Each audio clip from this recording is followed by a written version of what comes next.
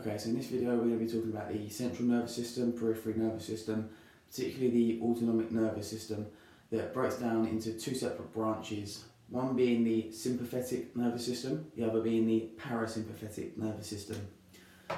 Now, these two are in complete contrast to one another. Your sympathetic nervous system is your fight or flight modality, okay, so releasing adrenaline, noradrenaline, epinephrine, norepinephrine. It's a stressed state typically. Whether we really notice it as being stress or not is debatable. I mean, when you're pushing through an intense workout, you know that there is stress, there's demand on the body. But there's acute stresses as well in our environment, things like pollution, noise, dirty EMF radiation, things like that also apply stress on the body. When this happens, like I said, adrenaline or adrenaline, so you'll get a release of cortisol from the adrenal cortex. Basically the cortex sits just on top of the adrenals. That will release cortisol, and people might have heard of cortisol. Is a chemical that is closely, well, it is stress. When there's stress in the body, cortisol is released alongside adrenaline, and it puts you in that sympathetic state, okay? Your fight or flight, your stressed state.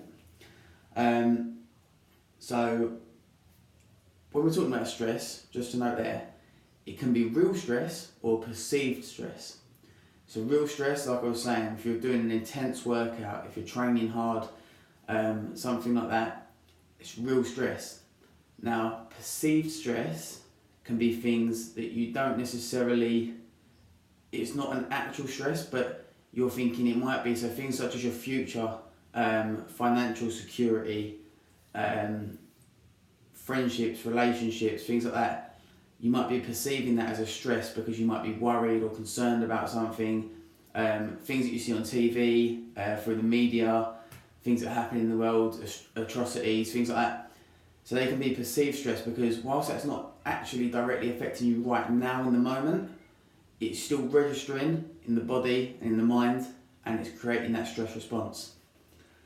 So, on the contrary, the parasympathetic nervous system is your rest and digest, okay? So it's all about recovery. So rather than releasing adrenaline, noradrenaline, epinephrine, this will be releasing acetylcholine. Now, again, it's all about relaxing, rest and digest. So under the parasympathetic, you'll have vasodilation, so dilation of arteries, whereas in the sympathetic it will be vasoconstriction. Heart rate lowered, and yeah, like I say, recovery, resting.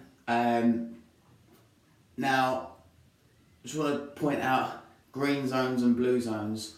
So living in and around nature or by the coastline, green and blue zones, mountainous areas, things like that, where you're closely linked with nature, these tend to have a good response with the parasympathetic nervous system, and they also yield higher life expectancy and lower all-cause mortality. So yeah, again, control and security. If you don't feel like you have security in an aspect of your life or control over whatever you're doing, how you're living, financial security, family, stress, things like that, whatever it is, if you feel control and security, then you're more likely going to be over into the parasympathetic nervous system rather than the sympathetic, because sympathetic involves stress. So that kind of talks about the pair of them. Most of us spend a lot of time in the sympathetic nervous system, you know, sleep deprivation, stimulants such as caffeine, refined sugars, processed foods, lots of toxic pollution and EMFs in the atmosphere and in our environment. We don't spend enough time in the parasympathetic, and there's exercises to actually overcome that and to get into the parasympathetic nervous system.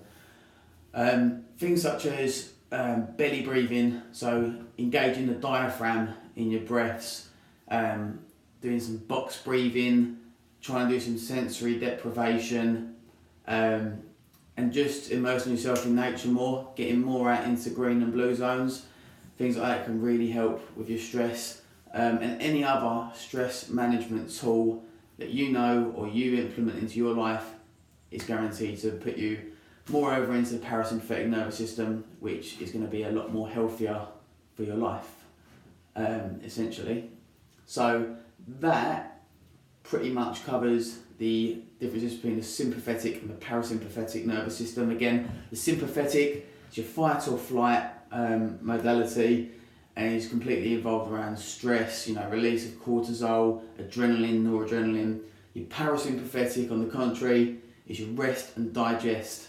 So recovery, whether that's through box breathing, diaphragmatic breathing, belly breaths, things like that. It's important, especially if you're into training as well. If you're training very intensely, but in that mode all the time, if you're not scaling back at times, and when you're away from the gym, engaging the parasympathetic nervous system, you will end up just putting too much stress on the body, and rather than necessarily calling it overtraining, you'll be under recovering, and that's also an issue. So with your training as well, but just in general in life, there's your sympathetic and your parasympathetic, and we experience it throughout every aspect of our life.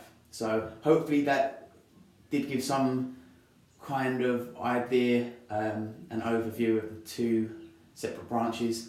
And if you want any more information on this or on anything else, give me a message, DM, or anything, and I'll try to get back to you, and I'll try to get more videos out.